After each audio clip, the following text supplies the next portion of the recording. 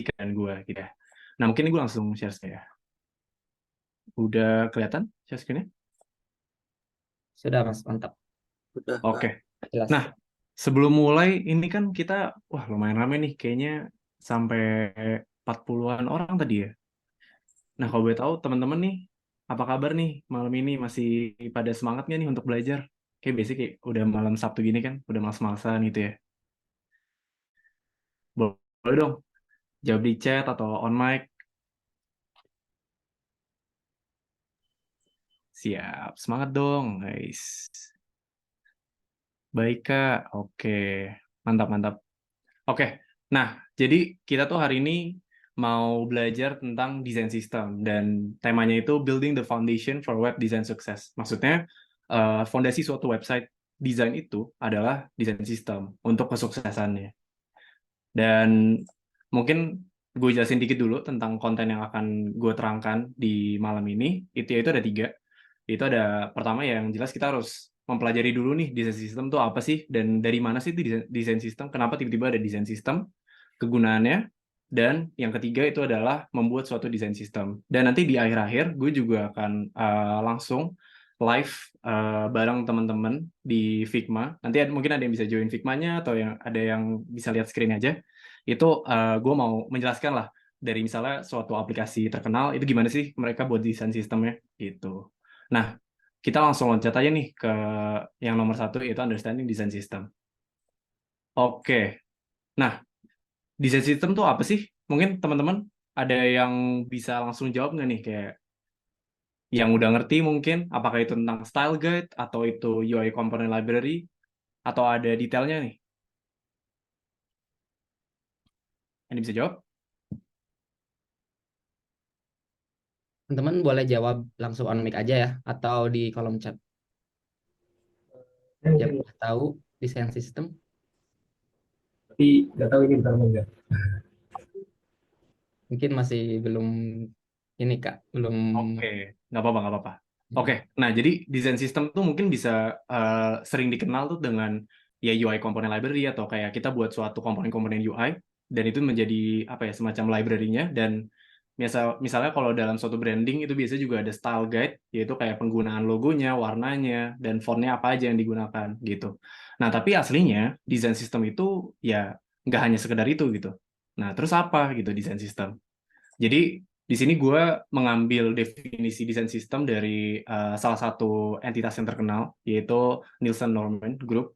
Jadi desain sistem itu dibilang adalah set of standards to manage design at scale by reducing redundancy while creating a shared language and visual consistency across different pages and channels. Maksudnya apa?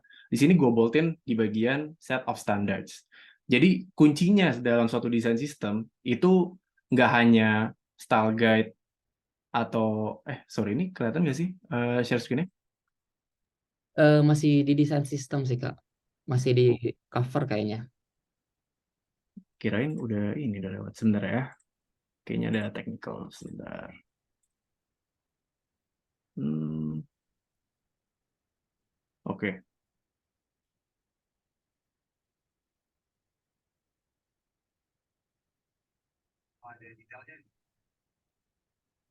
Nah, tadi udah sampai nomor 1 ya, understanding design system. Nah, tadi gue sempat nanya, wait, udah berubah ya? Oke, what Dah. is a design system? Nah, jadi tadi di sini gue bilang desain sistem itu yang gue bilang dapat dari Nielsen Norman atau NN Group itu set of standards. Kenapa yang gue boltin itu set of standards? Karena kuncinya dalam suatu desain sistem adalah itu bagaimana suatu peraturan yang dibuat untuk menggabungkan suatu style guide, UI component library, workflow dan lain-lainnya yang membentuk suatu sistem gitu agar desain kita tuh atau suatu website atau suatu aplikasi ya dapat digunakan dengan baik gitu. Intinya itu. Nah, terus di sini gue juga mengutip salah satu VP of Product Design yang terkenal yaitu Emmett Connolly. Jadi di sini dia bilang produk itu nggak hanya cuman UI elemen atau UI komponen yang hanya bisa digunakan berkali-kali, tapi itu ada struktur dan artinya gitu pemakaiannya. Jadi nggak hanya sekedar generic atau yang standar lah, tapi itu tuh suatu apa ya, bisa dibilang kayak sistem dari konsep-konsepnya gitu yang dia bilang gitu. Nah, ini salah satu dari contoh yang bisa dibilang dan menurut gue salah satu apa ya, kayak desain sistem yang sangat komplit dan baik, yaitu dari Google atau ya namanya itu material design. Jadi di sini mereka contohnya di sini button. Ini spesifik sih, nggak keseluruhan, tapi ini gue mengambil satu contoh. Kayak mereka buttonnya tuh ada banyak banget kan. Kayak di sini ada 9. Dan aslinya di bagian kanan juga itu dia ngejelasin per detail kayak apa aja sih kegunaan setiap button itu. Nah itu salah satu contoh yang baik. Nah, tapi kita harus tahu dulu nih kayak asal mulanya apa sih asal mula desain sistem. Jadi, desain sistem itu adalah suatu konsep yang didiskusikan, yaitu di sini bisa dilihat ada NATO Software Engineering Conference. Jadi mereka membuat suatu konferensi untuk membahas suatu best practice untuk software development. Nah, salah satunya itu ada namanya Christopher Alexander. Itu dia dan kolega-koleganya membuat suatu buku, yaitu A Pattern Language, dan itu adalah salah satu fondasi atau apa ya, lahirnya yang namanya design system. Di ujungnya, setelah A Pattern Language ini, itu akhirnya terbentuk design system dari kalau nggak salah 2010 atau gimana gitu. Tapi asal mulanya itu ada di A Pattern Language ini namanya, gitu. Dan ini sedikit gue rangkum dari yang gue bisa temukan atau yang gue pelajari. Jadi aslinya kalau sebentar, ini nggak kebuka lagi ya. Nah, jadi aslinya gue bisa bilang desain sistem itu kebagi jadi 4 era gitu. Pertama ada pre-computer era atau era di mana komputer itu belum ada. Dan kedua ada transisi to digital design. Jadi desain itu masih ya bisa dibilang 2.0 lah. Yang desainnya tuh hanya sekedar untuk informasi gitu. Jadi cuman one way doang kayak si user atau yang melihat suatu websitenya itu tidak bisa melakukan apa-apa tapi hanya mendapatkan informasi dari website itu. Nah, yang ketiga itu ada digital presence era. Dan ini ketika suatu brand-brand sudah mulai untuk membuat apa ya semacam kayak eksistensi lah di dalam suatu internet untuk ya makanya kayak bisa dibilang lebih modern digital presence era. Dan yang terakhir yaitu multifaceted digital products era. Di sini website tuh bukan hanya sekedar landing page aja, website yang hanya bisa dikunjungi, tapi membuat suatu produk yang servisnya itu bisa digunakan gitu. Ini salah satu contohnya ya, of course, pekerjaan gue yang di atas itu ada Strapay, dan yang bawah ini gue ambil contohnya dashboard. Jadi yang gue maksud adalah kayak dari suatu mobile dan website apa ya dashboard ini, jadi desain tuh udah informasi, tapi ada penting melihat data, melakukan suatu aksi dan lain-lain. Dan kalau kalian tahu, itu dari awal pre-computer era, ini yang gue ambil contoh di foto bagian atas, itu bisa dibilang mereka membuat suatu sistem. Contohnya itu, yang kayak mereka gambar dijiplakan untuk apa ya, menulis gitu ya. Itu gue bisa membilang itu sebagai desain sistem karena mereka membuat suatu sistem untuk apa ya, intinya kayak konsisten, desain yang konsisten. Jadi dengan mereka membuat jiplakan-jiplakan itu, jadi ya tulisannya size-nya sama dan gampang dilihat, gampang dibaca gitu. Dan itu memang udah terjadi. Itu mungkin bisa dibilang konsep awal desain sistem dan emang belum desain sistem sepenuhnya gitu karena even komputer juga belum ada kan pada saat itu. Dan begitu juga di transition to digital era design yang Web 2.0 yang O'Reilly itu. Kan nggak mungkin kan kayak mereka menggunakan satu paragraf tapi fontnya beda-beda atau mereka menggunakan warna yang warna-warni walaupun emang sering ditemukan di Web 2.0 tapi banyak contoh yang sangat baik di zaman era itu walaupun desain sistem pun juga belum apa ya belum terlalu kenal. Digital presence era itu udah terbentuk tuh kayak desainnya, pewarnaannya sudah mulai diperhatikan, terus informasi yang ditampilkan ya, tapi ada brandingnya gitu. Kayak ini nih yang buat beda. Jadi nggak hanya sekedar informasi intinya. Dan yang terakhir ya, yang jelas desain sistem yang sangat diperlukan itu di produk yang mempunyai banyak tipe atau banyak uh, ada di mobile-nya atau di dashboard-nya begitu. Nah, yang kedua itu kita akan berbicara tentang benefits of design system. Apa sih kegunaan desain system? Nah, mungkin ya sangat apa ya, obvious, sangat jelas lah, kayak ngomongin desain sistem pasti di ujungnya ada unsur UI-nya lah. Emang itu pekerjaan seorang UI UX atau product designer kan. Jadi di sini yang jelas enhancing user experience atau ya memperbaiklah user experience suatu produk, website atau digital apapun itu yang dilihat oleh user gitu. Jadi bisa dibilang kayak dari sisi pengguna atau yang consumer lah, bisa dibilang consumer, mereka melihat desain itu secara konsisten dan dapat membantu mereka melakukan suatu aksi.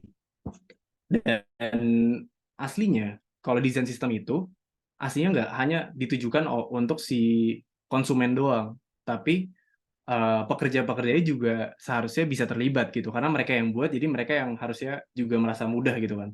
Salah satu contohnya adalah dari sisi desainer, itu mungkin yang kalian emang sering pakai Figma atau apapun itu, ya kalian tinggal copy paste lah intinya dengan desain sistem yang udah ada.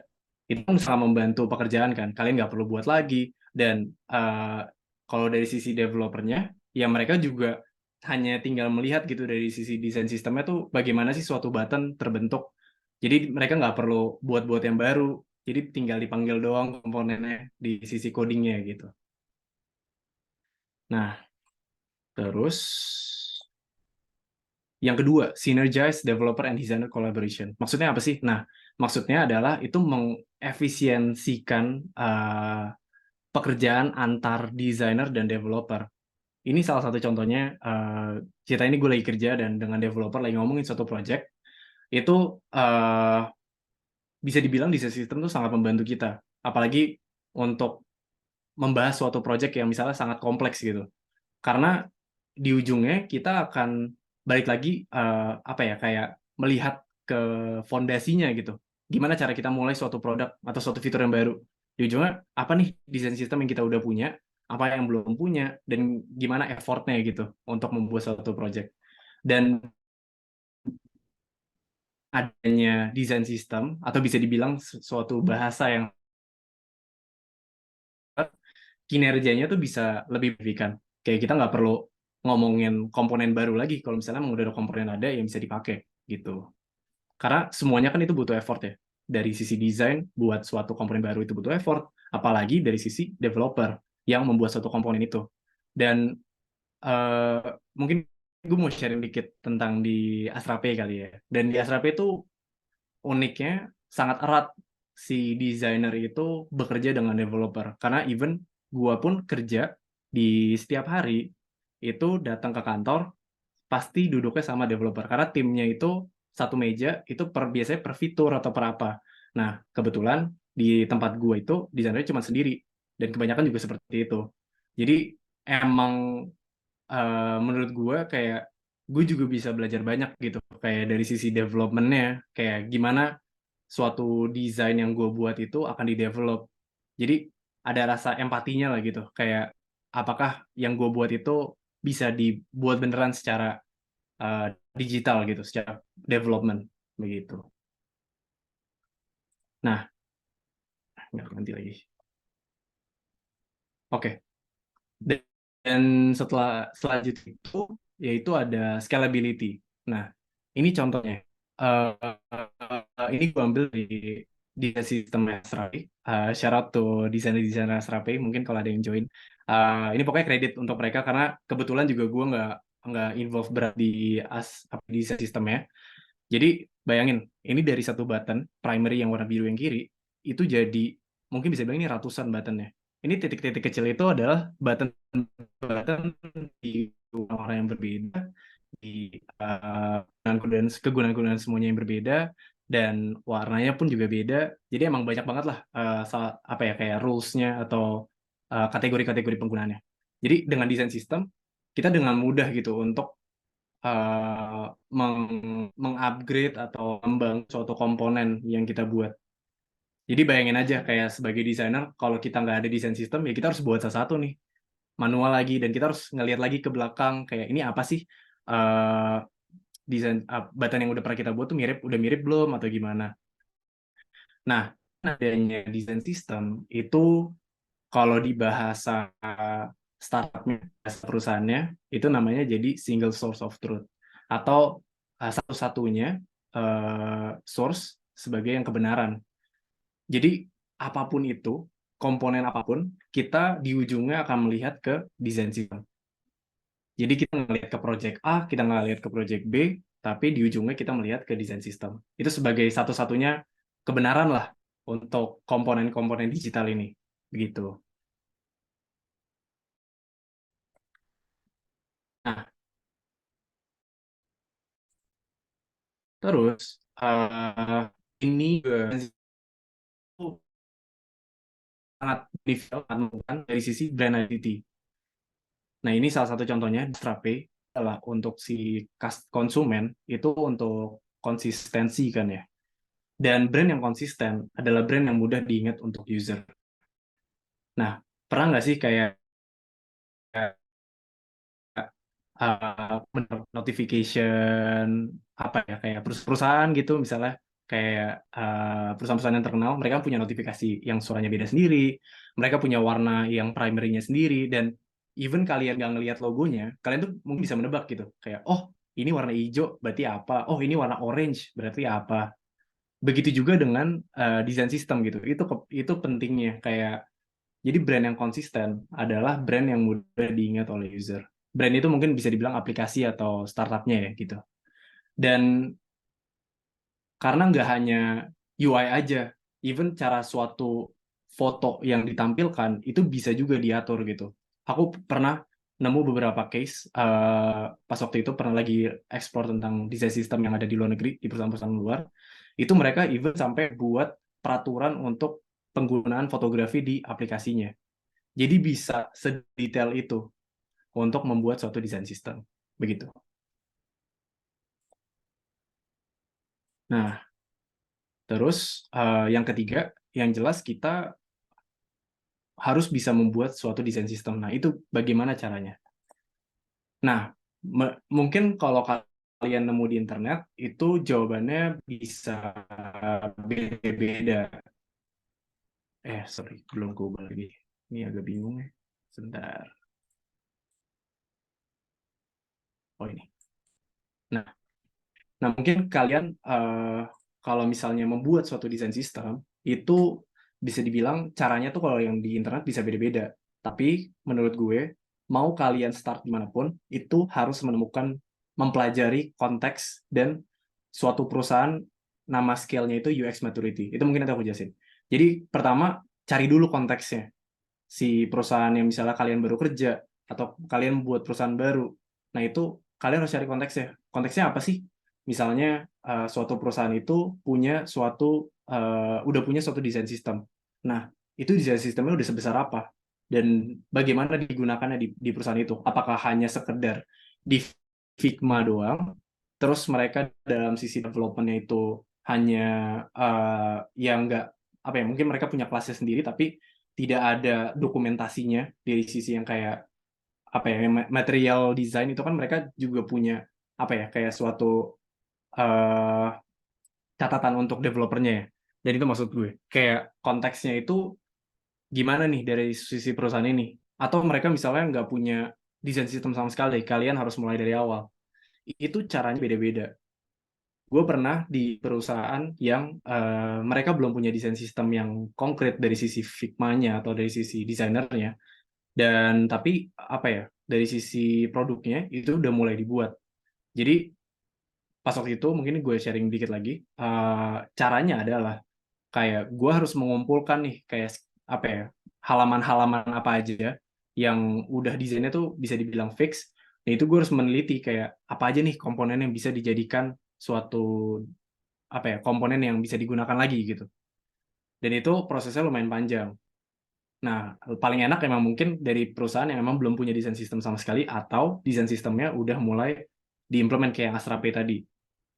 Jadi kalian emang tugasnya untuk membuat suatu desain sistem, tapi semuanya tuh punya challenge masing-masing. Kayak even perusahaan yang desain sistem yang sudah sangat kompleks, itu kadang juga kalian nanti akan menemukan permasalahannya dari sisi kayak, wah, kalau misalnya mau buat suatu komponen baru, apakah bisa dari sisi misalnya bisa dibilang kayak agenda perusahaannya emang lagi kemana, emang nggak ada slot untuk membuat suatu komponen baru. Nah, itu berarti kalian harus akal-akalin lagi dengan desain sistem yang ada gitu.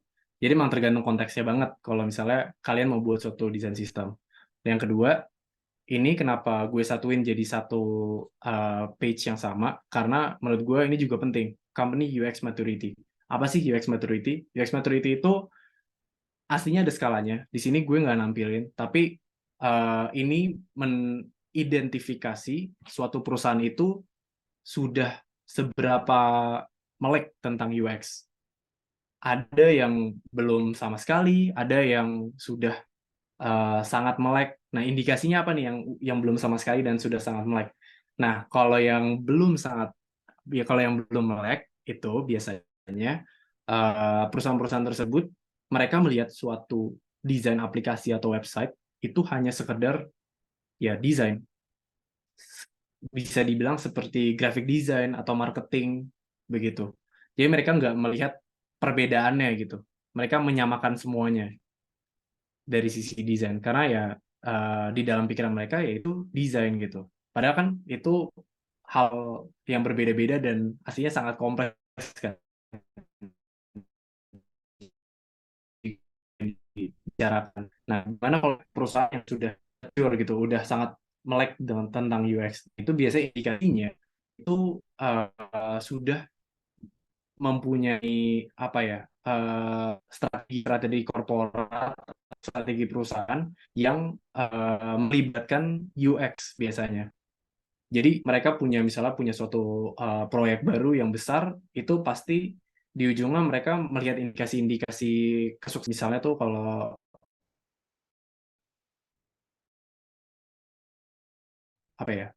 kualitatif UX itu apa stickiness-nya dan churn rate-nya gimana. Churn rate itu misalnya kayak mereka keluar dari aplikasinya itu berapa persen sebelum masuk ke tahap selanjutnya, gitu-gitu. Nah, itu sudah bisa dibilang company-nya itu sudah mature gitu. Nah, terus ini tahap kedua. Jadi ini sangat disimplifikasi untuk membuat suatu desain sistem, dan keep in mind ini namanya bisa beda-beda. Mungkin ada di tempat lain bukan nama fondasi, bukan nama komponen, tapi ini dari bahasa gue. Jadi kalian mungkin bisa meriset sendiri lagi. Tapi di sini intinya core-nya desain sistem itu aslinya ada dua yang paling besar, yaitu ada fondasi, ada komponen. Dan yang mengatur semuanya itu ada dokumentasinya, ada peraturannya. Nah, apa tuh fondasi sama komponen? Ini salah satu contoh fondasi. Fondasi itu biasanya bisa dibilang mirip-mirip sama yang tadi di awal, kalau kalian lihat style guide, itu mirip. Tapi emang fondasi itu bukan sih, tapi fondasi aplikasinya gitu. Kayak yang jelas kalian kalau mau buat suatu aplikasi pasti ada fontnya. Nah, fontnya itu kalian mau menggunakan apa aja nih tipe-tipe fontnya. Header-nya ada header 1, header 2, header 3. Nah, itu berapa pixel. Mungkin itu bisa detail banget dari spacing-nya berapa persen, atau kalian mau pakai rules berapa pixel. Terus kalau paragraf nanti harus berapa, mau lihat ke kayak misalnya ada peraturan di Android itu minimum mereka bilang 14 pixel, atau kalian mau buat sendiri 12 pixel. Itu semuanya tergantung konteks perusahaan. Biasanya yang tentuin ya desainer-desainer yang membuat gitu. Dan ini panjang gitu kalau fonts. Apalagi fonts itu kan emang sumber informasi gitu ya. Kayak mereka bisa baca aplikasi kita dari font. Jadi yang harus make sure adalah fontnya itu make sure yang emang sudah terkenal sering dipakai. menurut gue buat suatu desain sistem atau buat suatu aplikasi yang emang tujuannya untuk kesuksesan, itu jangan pakai font yang berbeda, tapi pakai font yang bisa dibilang udah lah untuk dibaca, atau yang sudah dan punya banyak variabelnya, kayak ada bold, ada semi bold, ada italic dan lain-lain. Yang penting lengkap, karena semuanya penting untuk desain sistem. Yang kedua itu ada color. Color itu ini juga lumayan kompleks aslinya. Ini karena menyangkut paut dengan brandingnya suatu perusahaan. Kayak misalnya Astrape tadi, karena bisa dilihat dominannya di biru, berarti ya primary-nya itu biru, dan mereka akan sering menggunakan biru. Di ujungnya, misalnya kayak tadi background ada birunya, tapi nanti pasti button-button sebagai button yang emang pengen dilihat banget, itu pasti biru. Karena ini udah menyangkut ke brandingnya gitu. Dan yang harus kalian tentuin juga banyak dari sisi warnanya. Ada primary, ada secondary, conditional, complementary, itu terserah. Maksudnya ini tuh bisa panjang juga, kayak karena makanya aku tulis di sini ETC, karena emang nggak perlu nggak, jadi buat desain sistem itu nggak perlu mentingin kayak harus ada complementary, harus ada apa, tapi yang penting semua komponen atau fondasi yang kalian buat itu terpakai semua gitu, dan sesuai dengan kebutuhan si perusahaan atau sesuai dengan kebutuhan aplikasi yang kalian desain gitu. Dan misalnya di secondary biasanya digunakan itu untuk button yang suatu aksi tapi nggak mau kayak lebih kontras dengan primary-nya. Jadi biasanya aksi kedua yang paling penting versi si desainernya. Nah, conditional juga penting. Kayak kalian harus menampilkan error, kalian harus menampilkan warning, info dan lain-lain. Itu semuanya di warnanya. Dan ada beberapa tips kayak di masalah pewarnaan. Kalau misalnya mungkin yang paling menarik yang gue udah pelajari di perusahaan-perusahaan yang misalnya warna merah gitu. Kalau misalnya warna merah, kan merah itu apa ya? Terkenal dengan apa ya? Semacam conditional warna yang error gitu kan. Nah, gimana tuh nentuin warnanya? Nah, itu kalian juga harus pinter-pinter kayak untuk pemilihan warnanya. Make sure kalian harus buat suatu kondisi error yang berbeda dengan primary color-nya, karena itu bakal fatal kalau misalnya sama. Karena nanti dikira misalnya lihat button warna merah itu di ujungnya dikira error gitu, dan itu kan misalnya kayak nggak akan jadi transaksi gitu kan, dan itu merugikan untuk perusahaan. Jadi biasanya akalannya kalau misalnya warna merah itu biasanya warna kuning errornya, dan itu harus dibuat sedemikian mungkin untuk diperlihatkan ke user kalau itu tuh error gitu. Nah, itu jadi perusahaan tuh even sesimpel warna aja bisa menjadi challenge tersendiri gitu bagi user, bagi perusahaan-perusahaan dan desainernya. Dan yang ketiga, ini menurut gue yang paling optional, karena di sini tuh ada yang nggak ada juga yang pakai lengkap gitu, yaitu others gue bilangnya, atau lainnya lah. Dan di sini ada permainan di shadow-nya, di outline-nya, atau di permainan layout grid-nya gitu. Dan kegunaannya apa? Ya jelas untuk membuat suatu komponen itu inilah apa namanya, konsisten di semua aplikasinya. Kan emang tujuan utama desain sistem kan itu kan. Begitu. Nah, yang kedua, tadi kan core-nya kan ada dua, ada fondasi sama komponen. Komponen itu adalah yang tadi kayak pembuatan suatu komponen-komponen UI yang difondasikan dari tadi yang ada font-nya, ada warnanya. Jadi emang pertama tuh pasti harus buat foundation-nya dulu. Karena dengan fondasi kalian bisa menentukan yang tadi kayak perwarnaannya gimana, kalian mau buat suatu komponen itu dengan font apa, dengan warna apa, pakai shadow atau enggak. Dan ini salah satu contoh dari Astrape yang kita gunakan saat ini. Ada button, ada alert, ada input label, dan lain-lainnya. Dan tapi ini menurutku juga tips ya untuk suatu desain sistem. Jadi desain sistem itu tidak hanya membuat suatu UI komponen desain untuk untuk si konsumen, misalnya di dalam aplikasi, tapi aslinya desain sistem itu juga bisa digunakan untuk kerjanya si desainer. Di sini makanya gue contohin ada general flow, subflow, subflow. Nah, ini aslinya dipakai untuk apa ya? Kalau di sisi Figma-nya itu untuk merapihkan desainnya lah, untuk gampang dilihat, jadi tahu ini lagi di flow apa, gitu-gitu. Jadi desain sistem itu nggak hanya untuk konsumen aslinya. Yang jelas desain sistem itu untuk semua user yang terlibat dalam pekerjaan pembuatan suatu aplikasi. Begitu. Nah, yang terakhir, yang tadi, yang gue bilang, core-nya itu ada dua, tapi di tengah-tengahnya selalu ada dokumentasi atau peraturannya. Ini salah satu contoh juga dari Astra Pay. Jadi mereka aslinya lebih banyak. Tadi kan yang gue tunjukin button-nya dari satu jadi banyak banget, tapi ini salah satu singkatnya aja dokumentasinya. Pertama, dokumentasi itu harus mungkin bisa dibilang lengkap lah ya. Karena pertama, kalian itu harus menentukan nih kayak apa aja style dari sisi buttonnya gitu yang mau kalian gunakan. Dan itu sebagai fondasinya lagi gitu untuk si button. Kayak dokumentasi ini bakal dilihat sebagai dari sisi developernya atau desainer yang misalnya baru join dalam satu perusahaan untuk melihat gitu kayak oh ternyata button yang biru semua itu digunakannya biasanya untuk ini. Oh ternyata ada nude button tuh kalau yang di stylenya itu untuk apa gitu. Nah ini dengan jelas jadi sekilas tuh langsung ngerti gitu kayak penggunaan UI komponennya ini untuk apa. Terus ini aslinya bisa dibilang sangat detail ya. Nah tapi ada satu catch-nya nih, ada satu apa ya yang bisa dibilang yang harus diperhatikan.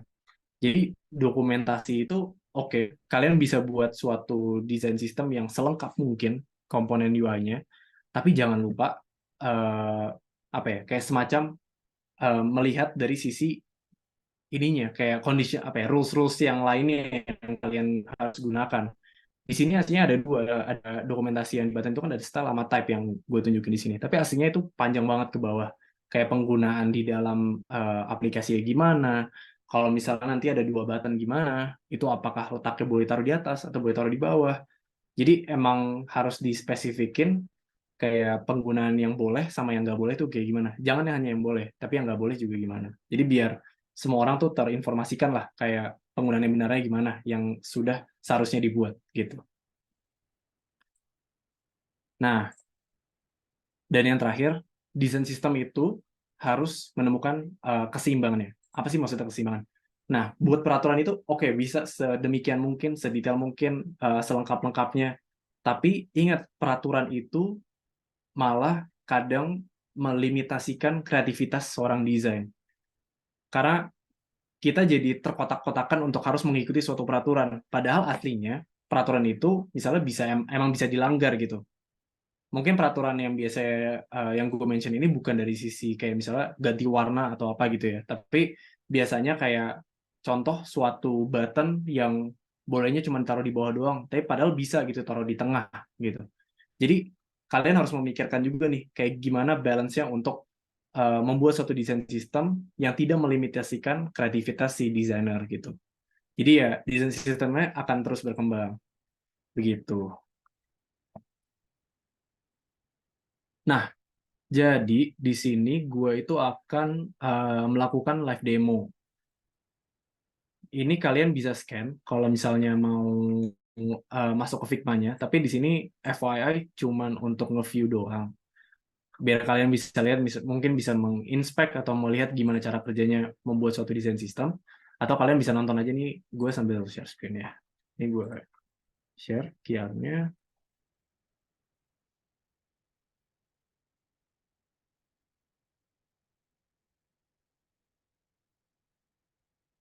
Oke,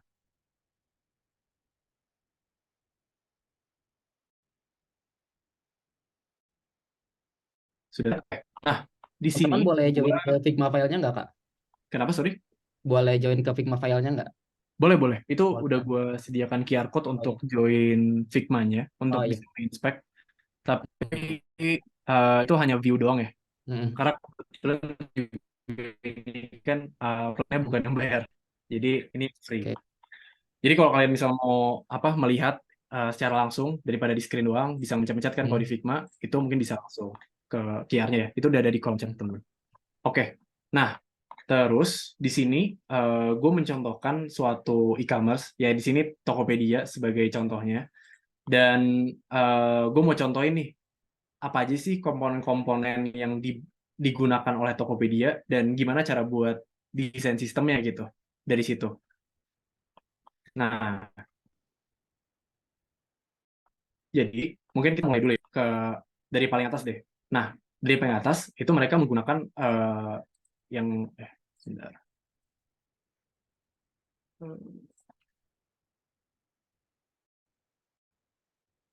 Nah, di sini mereka menggunakan suatu search form. Nah, kita tuh bisa replikasi ini. Kayak ini mungkin bisa dibilang latihan untuk kalian membuat suatu desain sistem atau membuat suatu UI design. Ini bisa juga, tapi gue di sini mau pinpoint nanti gimana caranya buat desain sistem dari komponen-komponen yang ada.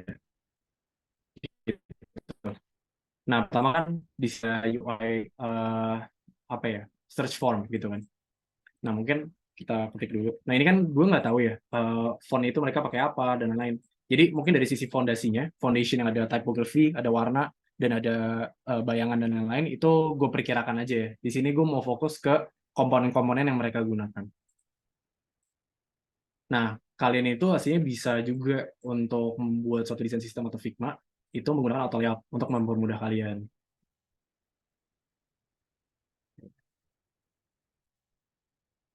Mungkin kalau ini kelamaan nanti kita lihat aja sejalannya, kalau misalnya emang lama kita kerjakan sebisa mungkin gitu. Aman, Kak. Nah, pertama itu ada search form. Nah, search form itu ada apa aja sih?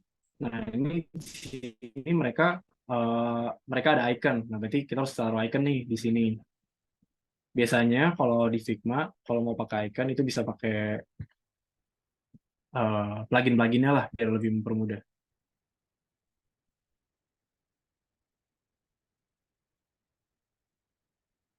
Nah, terus apa lagi nih? Kayak oke, mereka udah ada icon, udah ada teksnya, terus ada icon lagi di kanannya. Sebentar.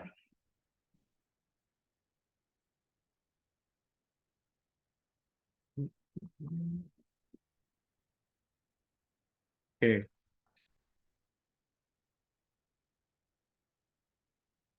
Nah, terus apa lagi nih? Oh, ternyata mereka tuh ada outline-nya.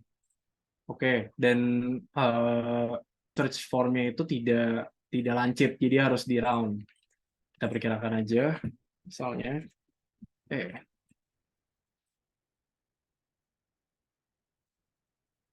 terus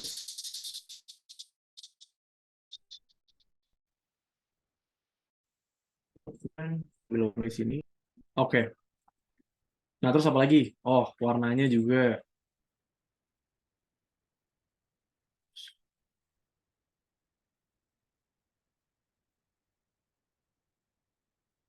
Ini harus dikecilin.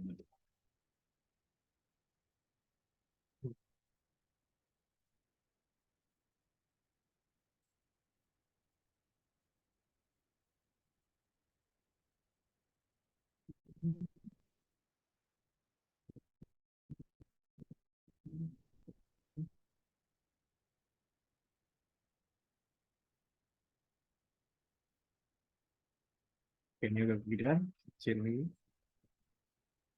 Nah, udah mulai mirip nih. Oke. Nah, terus di sini kan komponennya mereka emang lagi di list gitu kan, ada inputnya yaitu celana. Nah, gimana misalnya kalau kalian tuh buat suatu kondisi, pertama kan kalian harus buat komponennya dulu. Ini search form.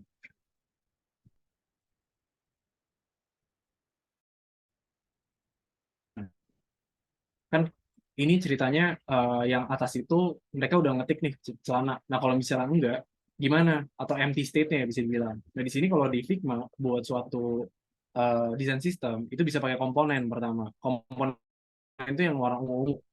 Sorry, iya warna ungu. Dan di sini mereka kalian bisa menentukan peraturan-peraturannya gitu, kayak ini uh, state-nya pada saat kapan nih? Oh, pada saat diketik. Dan di sini di bagian kanannya kalau terlihat itu ada peraturan-peraturannya yang dibuat lah. Misalnya di sini kita bilang state. atau kondisi.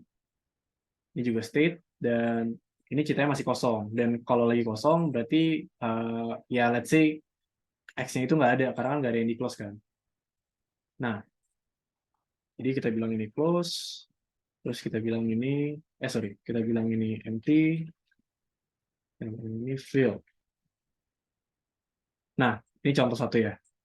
Ini bayangin semudah apa desainer buat nih, oke, lagi buat suatu screen di aplikasinya, terus mau buat lagi di sampingnya, tinggal ganti aja jadi fill.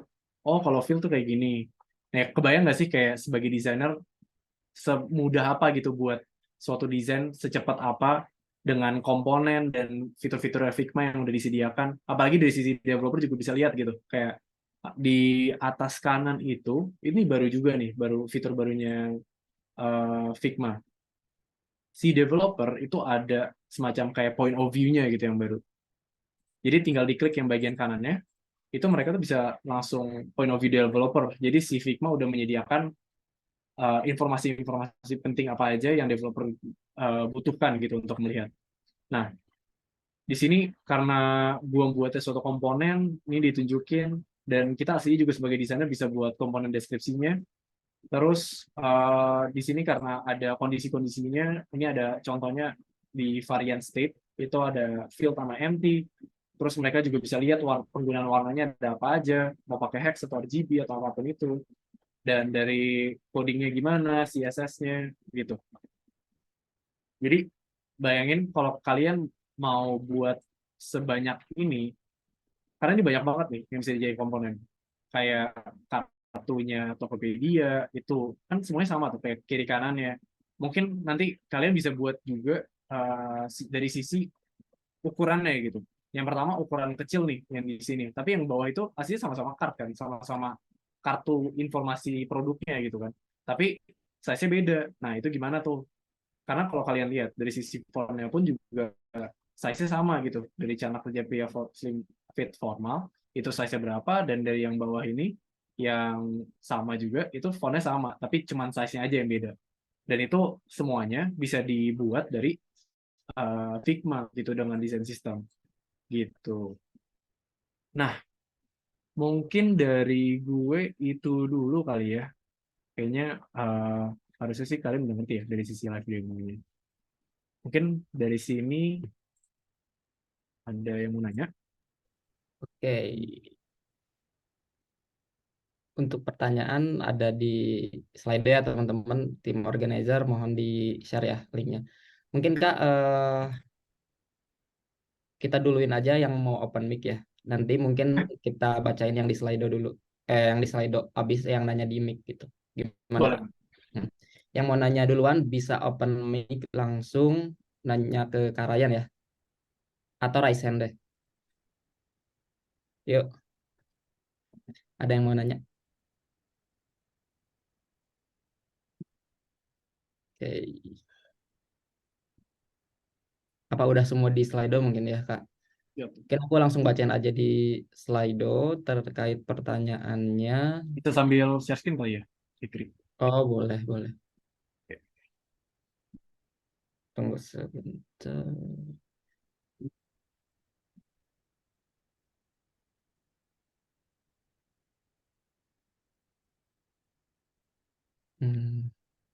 Saya share screen ya.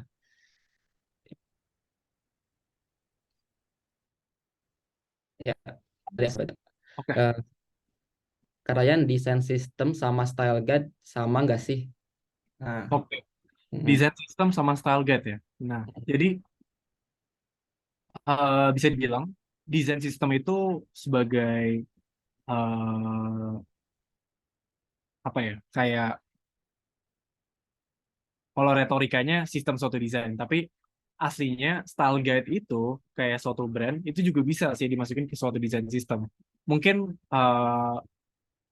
kalau normalnya suatu perusahaan standarnya itu mereka nggak akan masukin style guide di Figma, karena biasanya style guide itu kayak penggunaan suatu logo dan lain-lain itu pasti mereka menggunakan aplikasi-aplikasi yang lain, misalnya kayak Adobe Illustrator dan lain-lain.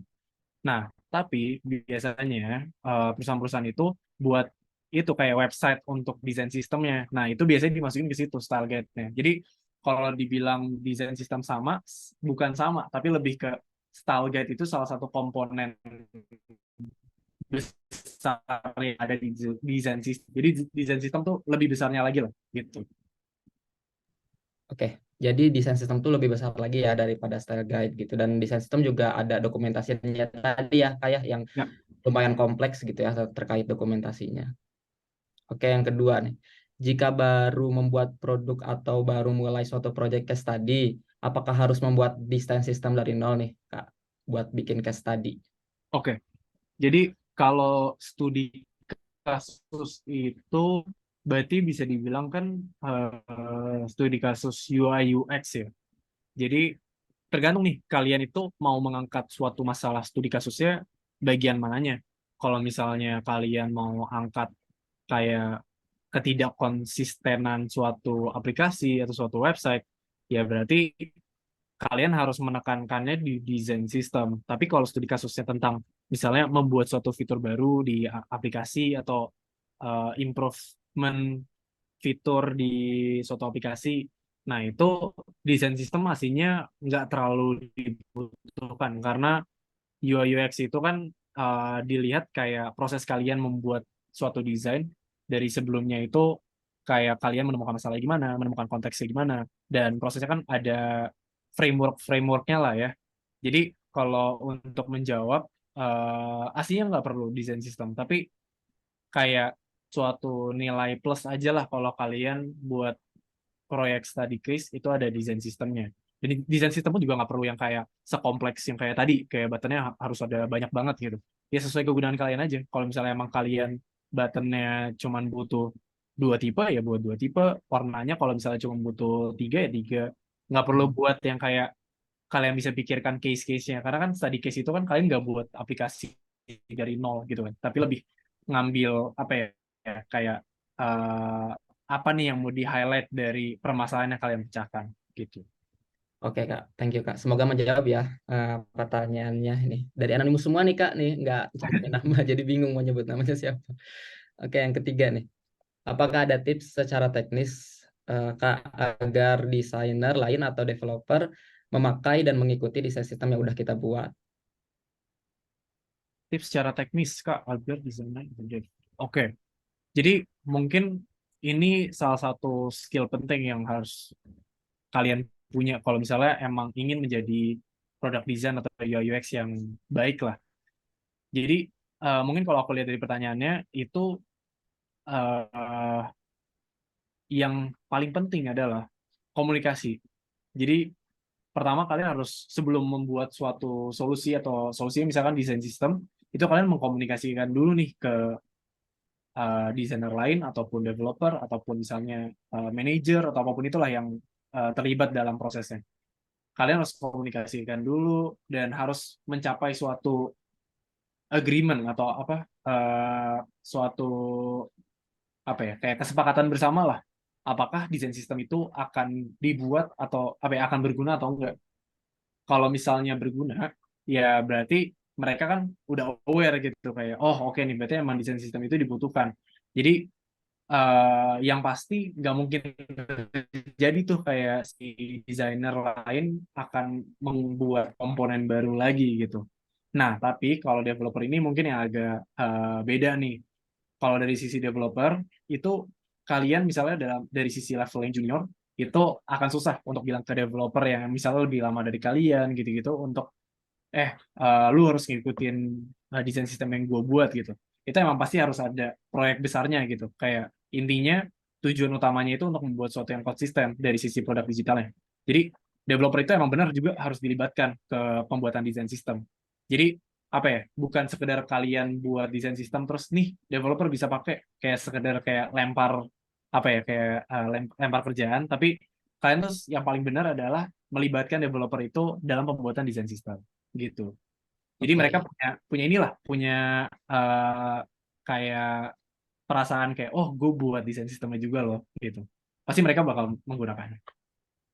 Oke, semoga menjawab ya. Jadi desain sistem itu mungkin maksudnya tuh bukan untuk dipaksakan ya, malah untuk dipakai bersama-sama gitu ya Kak ya, dan Benar. melalui proses yang cukup panjang juga ya, persetujuan dan lain sebagainya gitu ya. Dan pasti terpakai gitu dan memudahkan.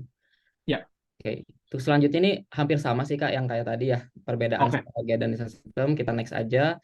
Eh, Desain sistem butuh testing nggak Kak? Kalau ada, biasanya pakai testing apa? Atau lebih mudah, ya pakai testingnya bagaimana? Seperti itu. Oke. Desain Mm. sistem butuh testing nggak, Kak? Desain sistem itu tergantung sih. Kayak misalnya desain sistem itu nggak akan langsung secara langsung kayak komponen-komponen itu akan kalian tes, tapi lebih ke nanti ketika desain sistem itu sudah diimplementasikan ke desainnya, itu kalau kalian melakukan suatu tes dan ternyata menemukan masalah dari sisi kayak oh ternyata si user susah nih menemukan buttonnya yang dari sisi desain sistem. Nah berarti itu ada permasalahan tuh di desain sistem yaitu buttonnya. Apakah Mm. harus itu diubah warnanya atau harus diubah peraturan-peraturan yang udah kalian buat sebagai desainer. Mm. Jadi yang dites itu asli biasanya produknya, bukan desain sistem gitu. Oke, berarti yang di testing itu adalah produknya. Dan kita lihat lagi ya, yang salahnya itu apakah di desain sistemnya atau bukan gitu ya Kak. Ya, Oke, benar. next. Setelah kita membuat desain sistem akan sangat memungkinkan mengubah. Sorry, sorry. Setelah kita membuat desain sistem akan sangat memungkinkan mengubah komponen atau icon. Bagaimana cara agar hasil yang diubah tadi responsif dengan desain yang sudah ada. Jadi apakah memungkinkan ada perubahan nggak sih Kak di komponen di desain sistem yang sudah publish gitu mungkin maksudnya. Oke. Jadi aslinya desain sistem itu dari sisi komponen ataupun icon itu tuh kalau misalnya kalian hanya buat dari sisi Figma, ya jelas kalau emang kalian menggunakan desain sistem itu terus secara terus-menerus, ya kalau kalian ngubah nih dari parent komponennya atau komponen yang pertama kali kalian buat, kalau kalian ubah ada hal lain nih yang harus dikonsiderasikan kayak development dari perusahaannya itu gimana, programmingnya, apakah mereka punya suatu library yang sudah mengikuti desain sistem tersebut, atau ada lagi juga ini banyak banget sih pembahasannya udah teknikal banget. Kayak ada namanya tokenized design system. Tokenized design system itu jadi kalau kalian mengubah desain sistem di Figma itu udah terkoneksi dengan database-nya si programmer yang di belakang. Jadi itu akan berubah secara otomatis juga di development atau programming yang udah dibuat gitu. Nah, tapi kebanyakan konteksnya itu desain sistem itu berlakunya hanya di Figma. Nah, itu gimana caranya kalian mengubah apa ya kayak membuat itu seresponsif mungkin gitu. Hmm. Gitu sih paling. Oke siap, semoga menjawab ya. Nah ini mungkin ada lanjutannya Kak dari Anonymous juga. Sekarang kan ada fitur variabel di Figma yang baru itu Kak. Apakah kita harus menggunakan variabel atau cukup pakai fitur style? Oke, variabel ya. Variabel itu juga itu baru banget sih.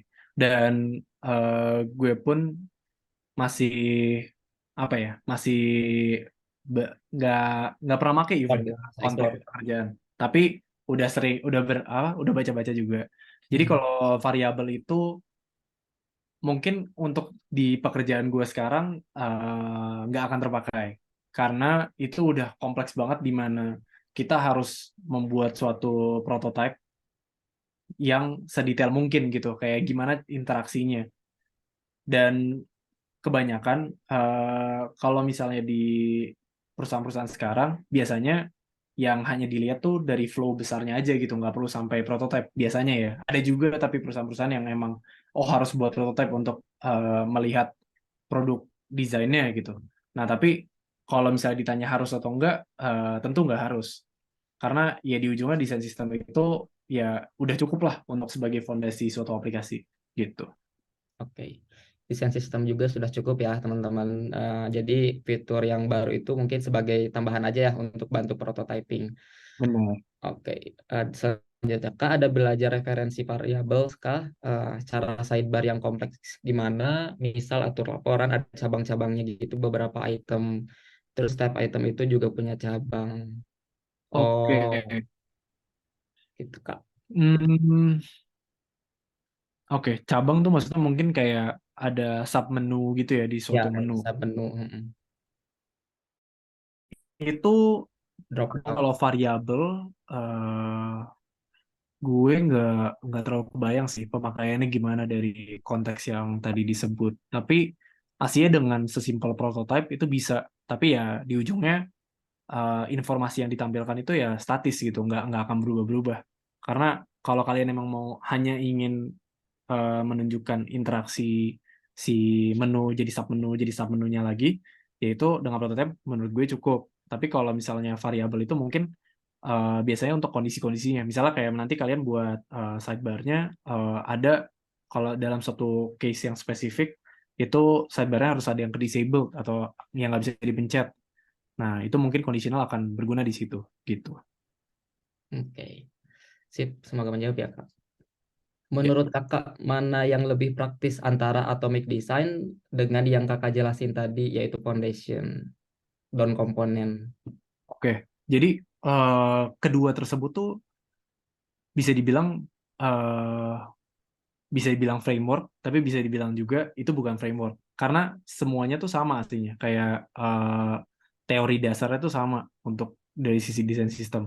Kalau atomic design kan itu lebih ngomongin kayak komponen yang terkecil itu dibuat sedemikian rupa jadi komponen yang lebih besar darinya, terus dibuat lagi komponen yang lebih besar darinya, gitu kan. Nah, tapi kalau yang tadi itu lebih membedakan ada dua tipe eh, apa ya, bisa dibilang suatu variabel atau suatu eh, apa ya, kayak yang fondasi komponen itu dua tipe yang berbeda menurut gue. Karena fondasi itu biasanya emang ditentukan dari awal, karena kalian harus tahu kan font yang digunakan apa. Nggak mungkin kalian bisa make kalau di aplikasi 4 font yang berbeda gitu.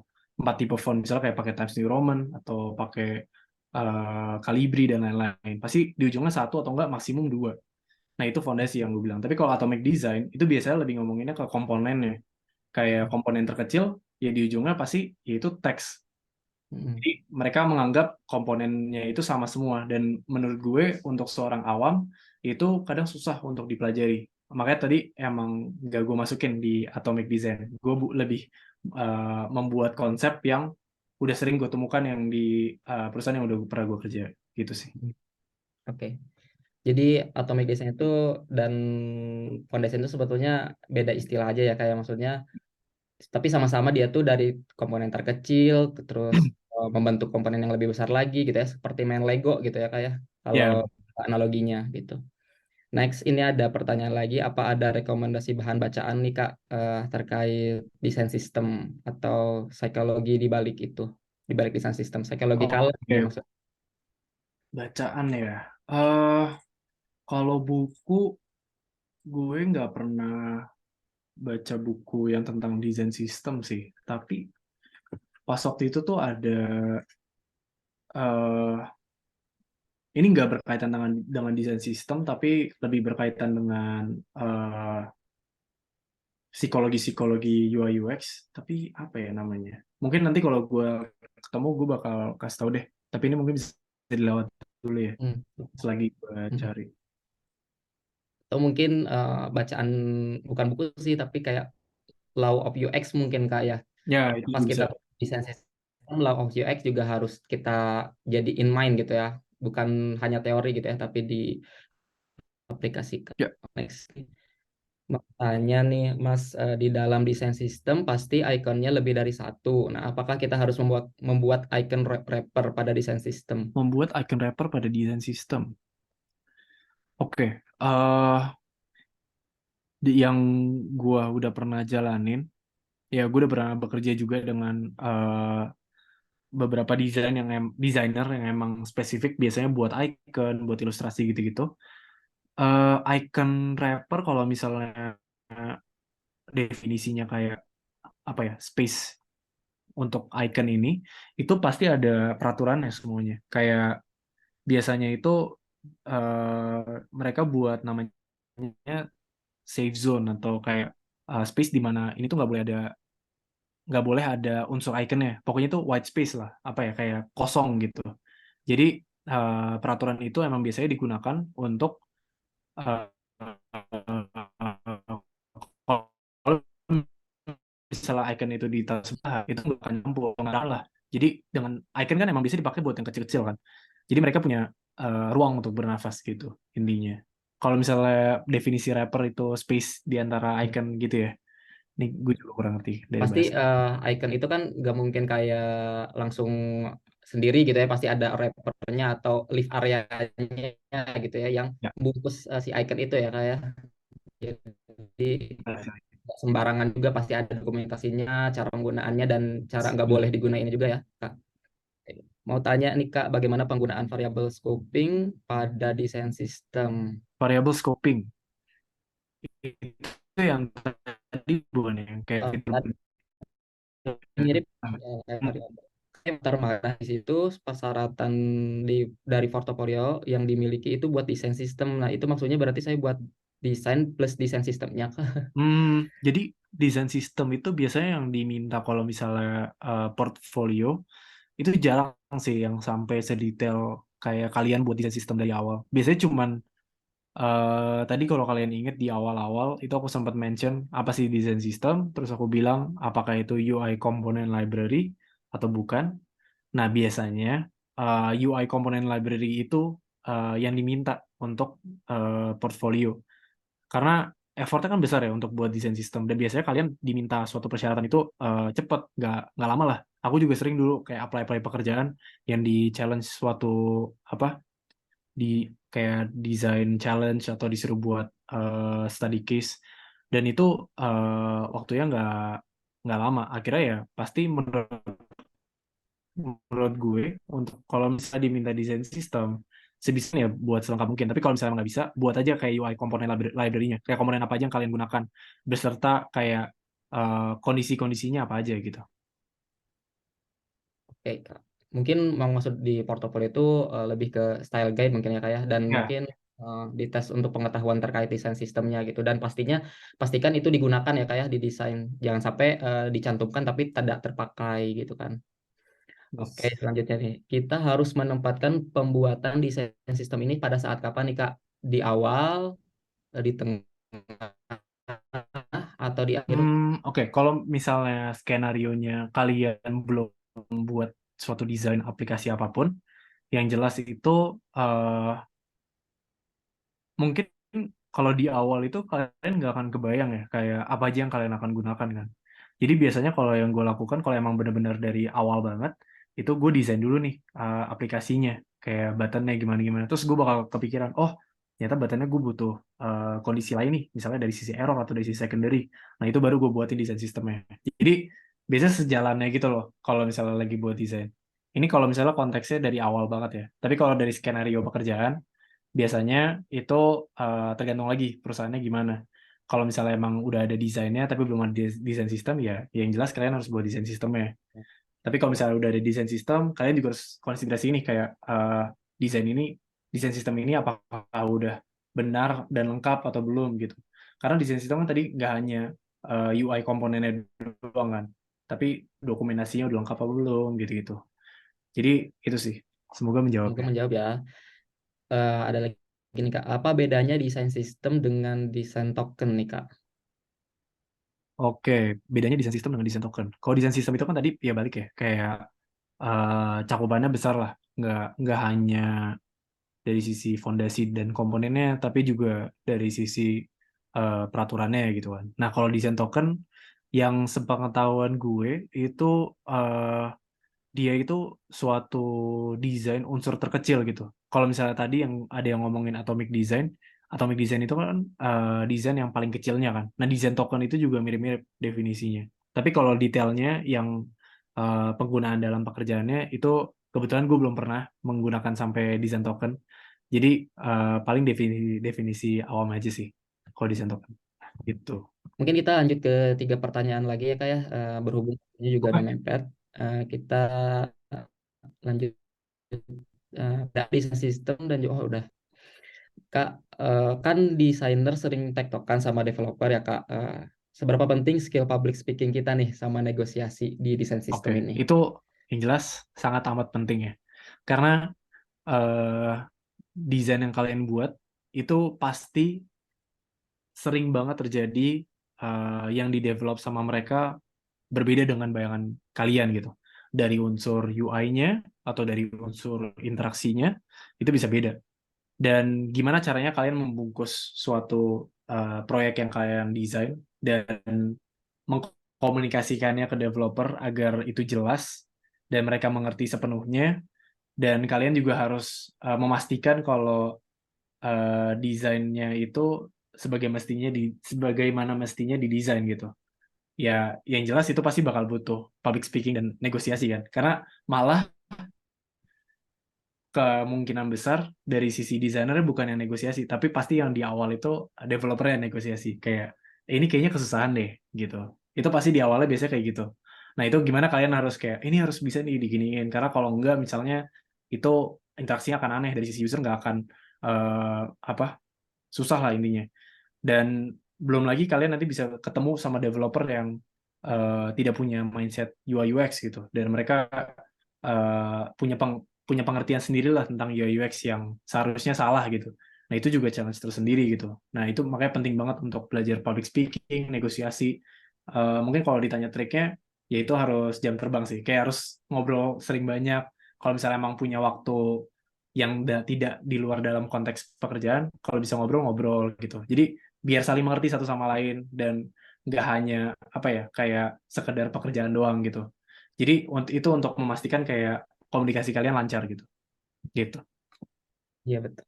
Semoga menjawab ya. Dan yang pasti sih kita mindsetnya itu jangan tektokannya itu jangan untuk berselisih gitu ya kayak, tapi malah untuk bekerja sama developer itu. Jadi ketika mindsetnya seperti itu pasti kita akan tersampaikan nih maksud kita tuh membuat desain itu bagaimana gitu dan kenapa kita buat desain seperti ini gitu ya kayak. Ada reasonnya. Benar-benar. Ketika membuat desain sistem pada suatu company, apakah kita harus membuat desain icon dari nol, Kak? Atau bisa kita gunakan icon ready to use seperti plugin mungkin yang tadi Kakak praktekkan? Ini pertanyaan menarik. Kalau dari yang gue pelajari, yang gue udah experience juga, icon ready to use itu kadang nggak lengkap gitu. Karena balik lagi ke kebutuhan masing-masing. Apalagi biasanya icon yang sudah dibuat oleh orang, biasanya misalnya dari luar negeri, itu ya konteksnya beda gitu sama produk-produk yang ada di Indonesia. Bisa unsur-unsur yang misalnya menjelaskan suatu konteks itu bisa beda gitu intinya. Jadi di ujungnya kalian itu harus bisa buat apa ya kayak ikonnya sendiri. Kalau misalnya emang nggak bisa ya berarti dari sisi perusahaannya yang misalnya harus mensupply untuk desainer yang emang khusus untuk buat ilustrasi dan lain-lain gitu. Dan juga kalau misalnya biasanya pakai plugin itu kalau misalnya nggak lengkap di ujungnya kalian pakai resource yang beda itu nanti desain ikonnya itu bisa beda, jadi nggak konsisten. Jadi tujuan utama desain sistem itu kan untuk konsisten. Tapi kalau misalnya icon yang nggak konsisten, itu berarti udah melanggar dari prinsip awalnya gitu kan. Jadi emang sangat dianjurkan untuk buat sendiri sih. Kalau emang nggak bisa, ya dimulai dari ambil dari plugin, terus dijiplak aja sih biasanya kalau kayak gitu. Untuk intinya biar ukurannya sama gitu. Ya betul. Semoga menjawab ya Kak. Ya. Mungkin ini terakhir nih Kak terkait waktu ya. Yang ini udah dijawab. Ini tuh pertanyaan yang tadi kapan gitu dibuat ininya Kak desain sistem. Kita lanjut. Berarti saat handover prototype, desain dan lain-lain ke developer wajib nggak bikin documentation? Kan banyak tuh Kak DS-nya.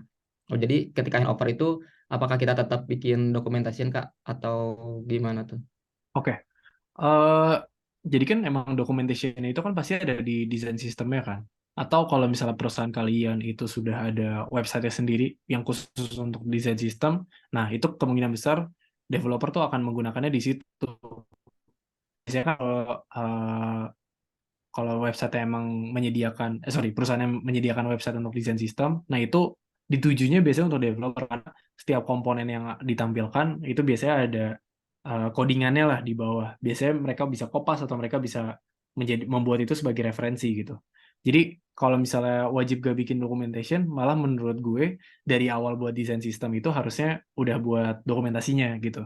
Jadi untuk memudahkan kalian sebagai desainer atau nanti desainer yang baru join, dan juga kalau misalnya developer belum punya apa ya, semacam resource yang baik lah. Kalau misalnya emang nggak punya websitenya misalnya, ya berarti mereka mau nggak mau harus lihat dari desain sistem yang udah kalian buat gitu kan.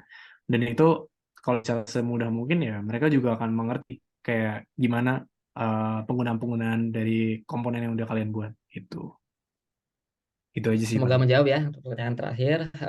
Thank you teman-teman semuanya yang udah bertahan nih sampai akhir. Kita udah berapa jam tuh? 1 lebih ya, setengah. Sebelumnya nih kita mau foto dulu dong untuk dokumentasi. Mohon on cam ya teman-teman.